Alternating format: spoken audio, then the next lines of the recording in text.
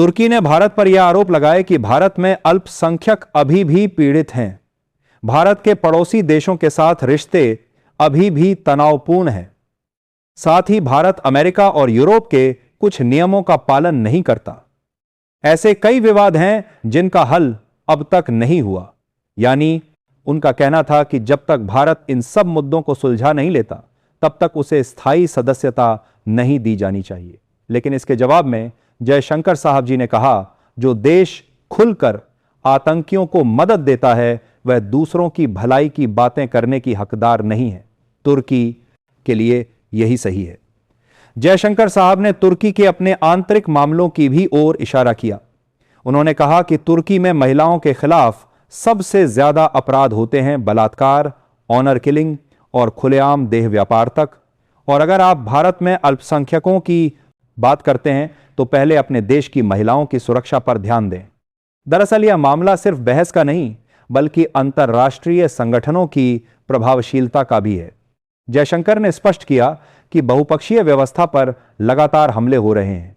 अगर इसे तुरंत सुधार नहीं किया गया तो आधुनिक विश्व व्यवस्था का आधार ही हिल जाएगा। इसलिए भारत जैसे देश जो बहुपक्षीय मंच पर महत्वपूर्ण और जिम्मेदार भूमिका निभा रहे हैं, उन्हें वीटो अधिकार देना अब बेहद जरूरी हो गया है। दोस्तों, इसे ऐसे समझिए, अगर किसी खेल में नियम पुराने हो जाएं और नए खिलाड़ी आए तो पुराने नियम के हिसाब से खेलना नाइंसाफी होगी। और यूएन में भी ठीक वही स्थिति है। दोस्तों, जैसा कि अभी हमने देखा, तुर्की ने भारत की स्थायी सदस्यता का विरोध किया, लेकिन जयशंकर साहब ने न सिर्फ उसका जवाब दिया बल्कि पूरी बहस में भारत की ताकत और सम्मान दिखाया। जयशंकर साहब के अनुसार अंतर्राष्ट्रीय संगठनों की प्रभावशीलता लगातार कम हो रही है, बहुपक्षीय व्यवस्था पर हमला हो रहा है और अगर इसे सुधार नहीं किया गया तो आधुनिक विश्व व्यवस्था का आधार ही कमजोर पड़ जाएगा। इसलिए भारत जैसे देश जो वैश्विक मंच पर जिम्मेदार और मजबूत भूमिका निभा रहे हैं, उन्हें वीटो अधिकार देना जरूरी हो चुका है। यह सिर्फ भारत के लिए नहीं बल्कि पूरी दुनिया के लिए एक संतुलित और न्यायपूर्ण निर्णय होगा। दोस्तों, इसे हम ऐसे भी समझ सकते हैं कि सोचिए, अगर एक बड़ी टीम में केवल कुछ लोग ही निर्णय लें और बाकी की राय को अनसुना कर दें तो टीम का खेल कभी संतुलित नहीं रहेगा। यूएन में भी यही हाल है। भारत जैसे देश के पास वीटो अधिकार होना चाहिए ताकि निर्णय केवल कुछ देशों के फायदे के लिए ना हो बल्कि सभी देशों के हित में सही फैसले लिए जा सके। अब वीटो पावर भारत के खातिर इसलिए जरूरी है क्योंकि वीटो पावर यानी किसी भी देश को सुरक्षा परिषद के फैसले रोकने का अधिकार। अगर किसी सदस्य देश के पास वीटो है तो वह अपने खिलाफ या अपने हितों के खिलाफ कोई भी निर्णय रोक सकता है। वर्तमान में यूएनएसएससी में 5 स्थायी सदस्य देश हैं जिनके पास वीटो पावर है: अमेरिका, रूस, चीन, फ्रांस और ब्रिटेन। यानी ये 5 देश मिलकर ही बड़े फैसले कर सकते हैं और अगर कोई निर्णय उनके हित में नहीं है तो वीटो के जरिए उसे रोक सकते हैं। लेकिन सवाल उठता है, भारत के पास वीटो क्यों नहीं है? इसके लिए देखा जाए तो वजह साफ है कि 10/9/45 में जब यूएन बना था तब भारत अब जैसी वैश्विक शक्ति नहीं था। उस समय दुनिया के राजनीतिक और आर्थिक केंद्र कुछ और देशों में थे, इसलिए भारत को वीटो नहीं दिया गया। भारत की सबसे बड़ी ताकत उसकी साइलेंट डिफेंस पॉलिसी है। ना कोई दिखावा, ना प्रचार, बस काम और नतीजा।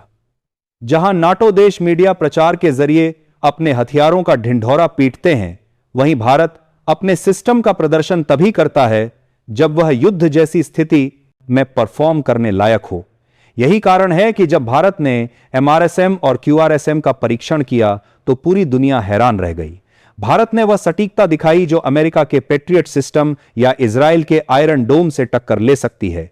यूरोप के लिए असली झटका यह है कि भारत अब अपनी इस तकनीक को एक्सपोर्ट प्रोडक्ट में बदल रहा है। भारत की एजेंसियां और भारत डायनामिक्स लिमिटेड अब अफ्रीकी और एशियाई देशों को भारतीय सिस्टम ऑफर कर रही हैं।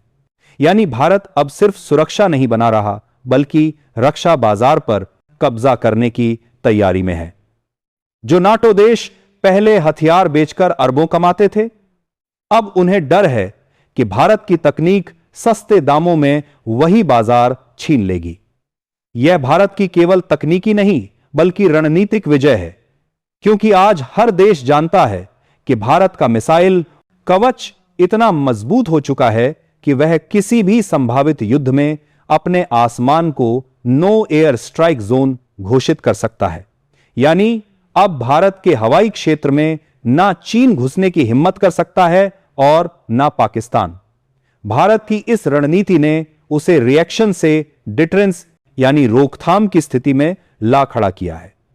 अब भारत को बचाव नहीं बल्कि रोकथाम की ताकत हासिल है। यही असली परिवर्तन है जिसने भारत को रक्षा के क्षेत्र में नेता बना दिया है। भारत का डिफेंस सिस्टम सिर्फ मिसाइलों पर नहीं बल्कि एक स्मार्ट नेटवर्किंग सिस्टम पर आधारित है। इसका मतलब यह है कि भारत का हर मिसाइल सिस्टम अपने आप में नहीं चलता बल्कि राडार, सैटेलाइट और इलेक्ट्रॉनिक वॉरफेयर नेटवर्क से जुड़ा हुआ है।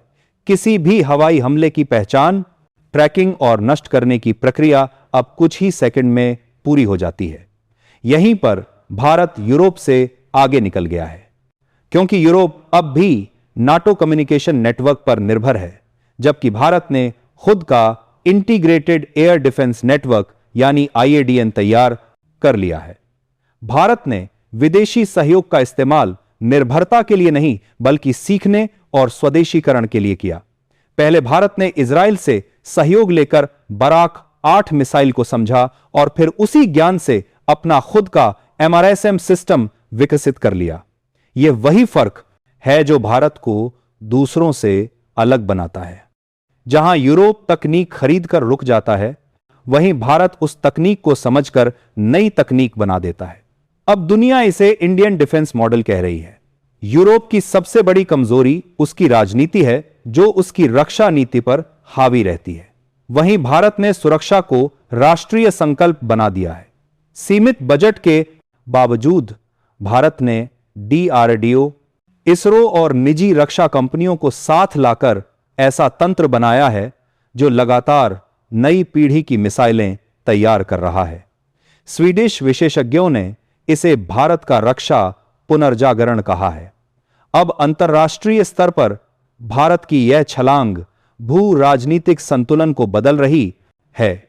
एशिया में जहां पहले चीन का दबदबा था, अब भारत अपनी रक्षा क्षमता से उसे सीधी चुनौती दे रहा है। यही कारण है कि जापान, इंडोनेशिया और वियतनाम जैसे देश भारत के साथ मिलकर एयर डिफेंस प्रोजेक्ट्स में जुड़ना चाहते हैं। भारत अब सिर्फ रक्षक नहीं बल्कि रक्षा नेतृत्वकर्ता के रूप में उभर रहा है। भारत ने साबित कर दिया है कि असली सुरक्षा उन देशों के पास है जो आत्मनिर्भर और दूरदर्शी हैं। आज भारत किसी का ग्राहक नहीं बल्कि रक्षा तकनीक का आपूर्ति बन चुका है। दोस्तों, अब सवाल आपसे, क्या आपको लगता है कि आने वाले 10 सालों में भारत दुनिया का सबसे भरोसेमंद रक्षा शक्ति केंद्र बन जाएगा? अपनी राय हमें कमेंट में जरूर बताइए, क्योंकि आपकी सोच ही तय करती है कि दुनिया भारत को कैसे देखेगी। और इस जानकारी को ज्यादा से ज्यादा लोगों तक पहुंचाने के लिए वीडियो को लाइक और शेयर कीजिए। साथ ही चैनल को सब्सक्राइब करके बेल आइकन को भी ऑल पर जरूर सेलेक्ट करिए। जय श्री राम।